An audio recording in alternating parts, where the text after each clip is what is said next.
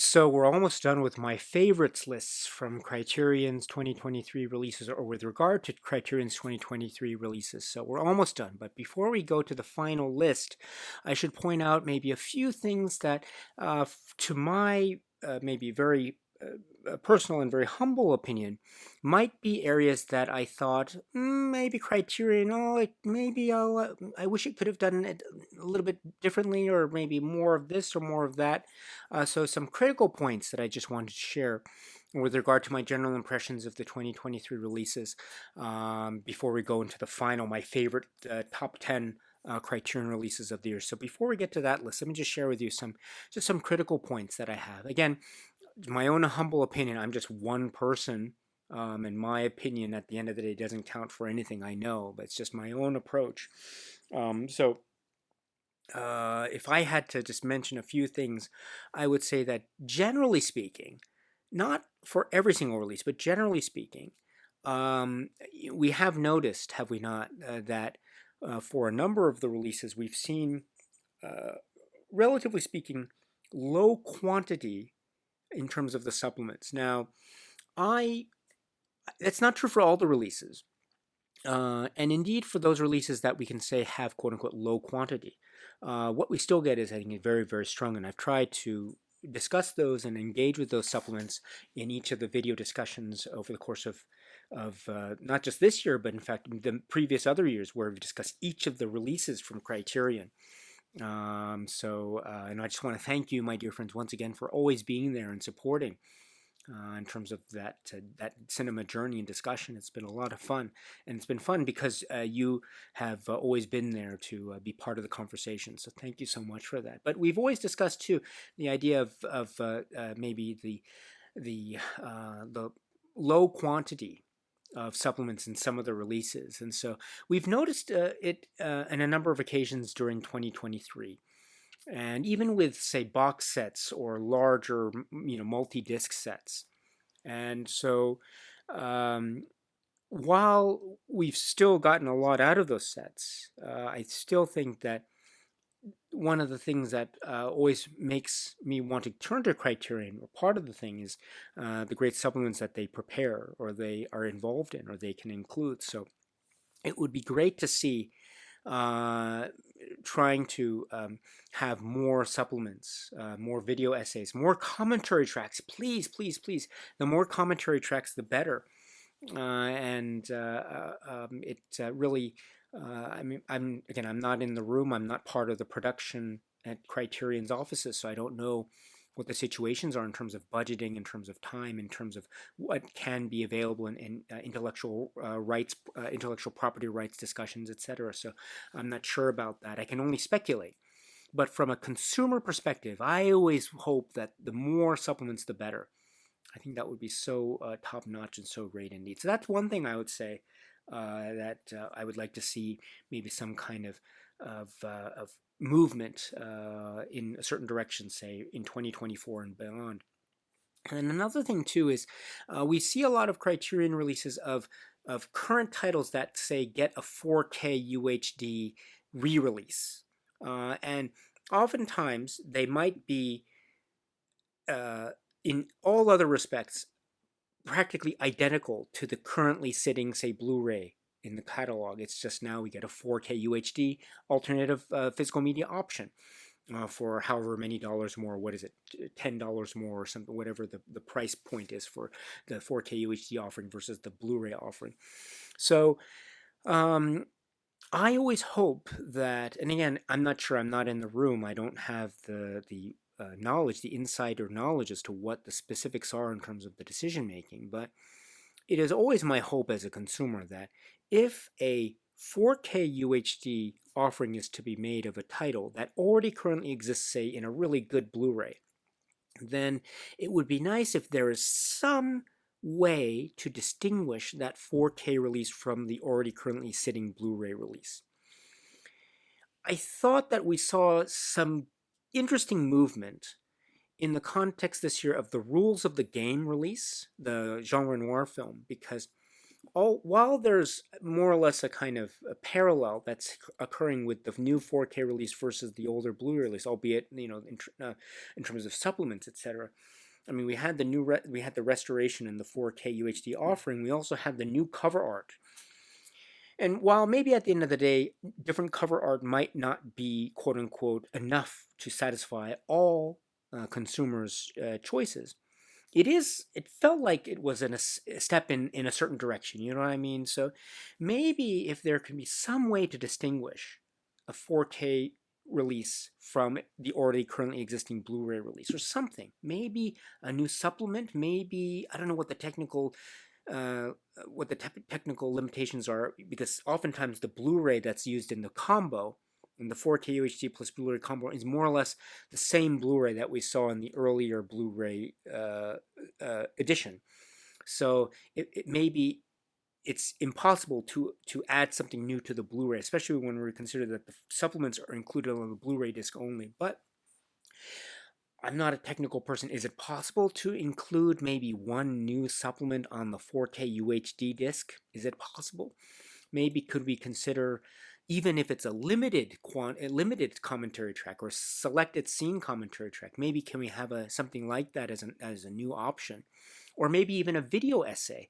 You can have a video essay recording that's even doesn't have to be the whole length of the feature film. Maybe it's just 30 minutes or 15 minutes, but from a Criterion scholar like Farron Smith Nemi or Imogen Sarah Smith, and then that could be part of an optional audio commentary or an optional audio track that's new to the 4K release that we didn't get in the previous Blu-ray. You know what I mean? Something like that that would make it of an interesting, say, to let it be distinct from the earlier Blu-ray release. So relying on the earlier strong strengths of the Blu-ray release while also adding something new, even if it's one or two things. I think that those can go a long way in creating in giving a sort of an interesting presence to the new 4K UHD offering. Now, again, I'm not sure what the reasonings are. Maybe it's technical, maybe it's budgetary. Again, I'm not in the room. I don't work for Criterion, so I can only speculate. But if that were possible, I think that would be great for new 4K releases of currently sitting Blu-ray releases, to create something that makes it a little bit its own release, distinct from the earlier Blu-ray release. So if that's possible, I think that would be really advantageous, and that would be something that people would be very much excited for. I, for one, would be very excited for that.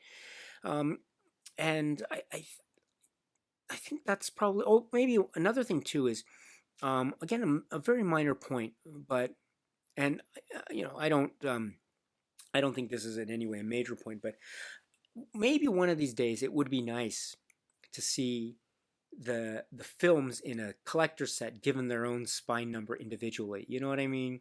We used to see that, but we haven't seen that recently. We haven't seen that in, say, some of the releases last year as well, the multi-film releases last year. We did maybe once in a while, but for the most part, we don't. And even for this year, I mean, I think for the Jackie Chan set, we didn't get the films with their individual spine numbers. The set collectively got a spine number, but not the individual films. Same is true for the Bo Widerberg films or the let's see, the Ranon Westerns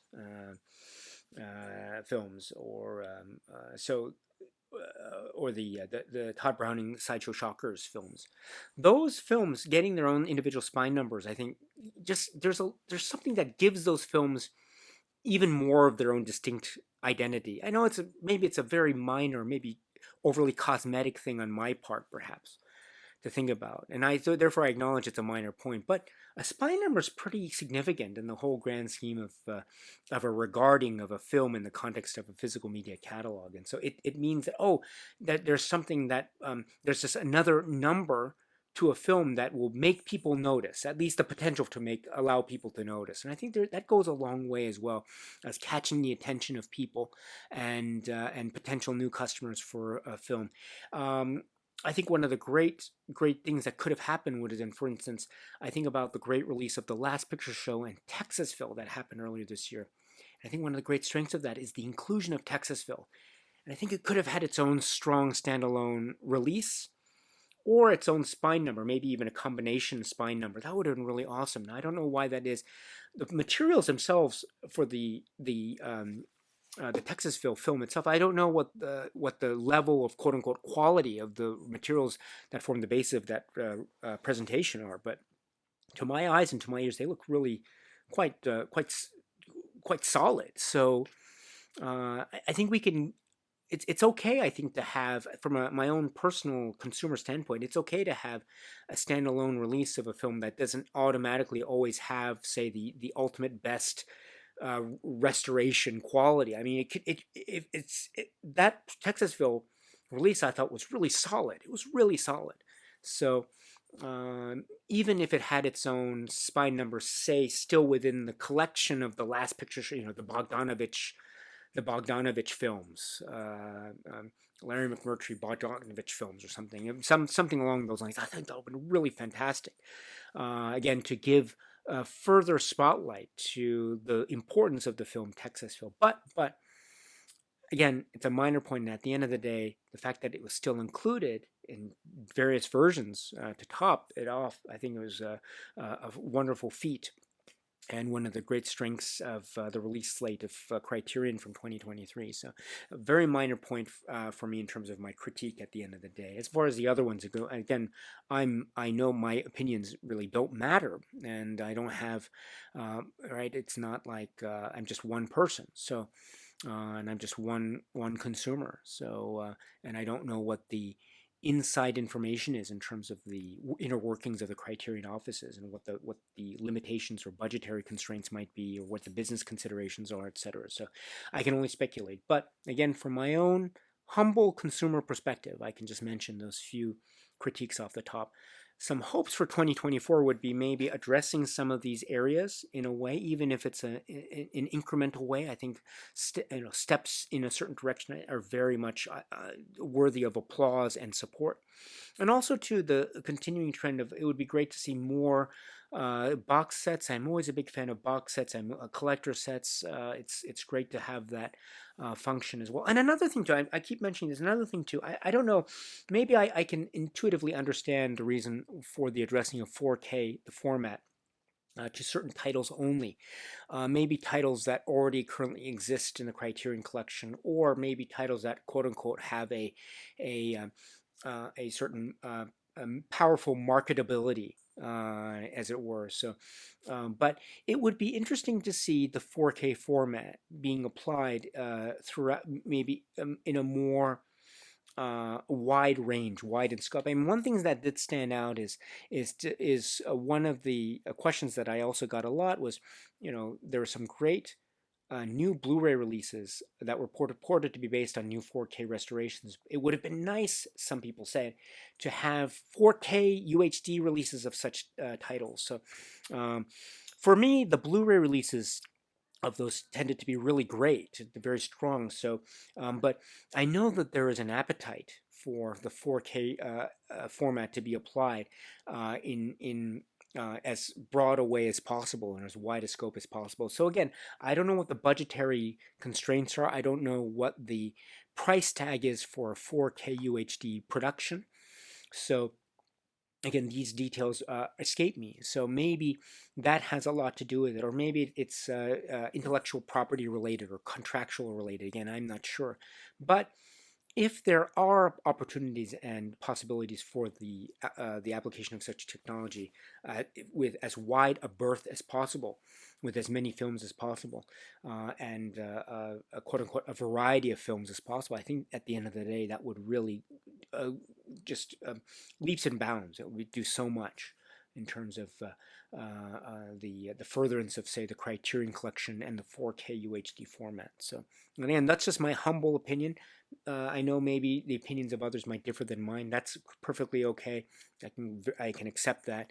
My opinions are my own. It's just my own personal feeling, based a little bit on anecdotal evidence, things that maybe people have told me here and there, and through comments and through private messages, etc. But all in all, these are my own 2 cents, and so it'll be interesting to see what Criterion does in 2024. But I'll still be there. I'll still be there to see what they do, and I look forward to continuing the discussions with you, my dear friends, with regard to the Criterion Collection 2024 releases. But there's one more video left, and let's talk about, in the next video, my favorite releases overall from Criterion from the year 2023. So there's one more video. So if you're interested, see you at the next one.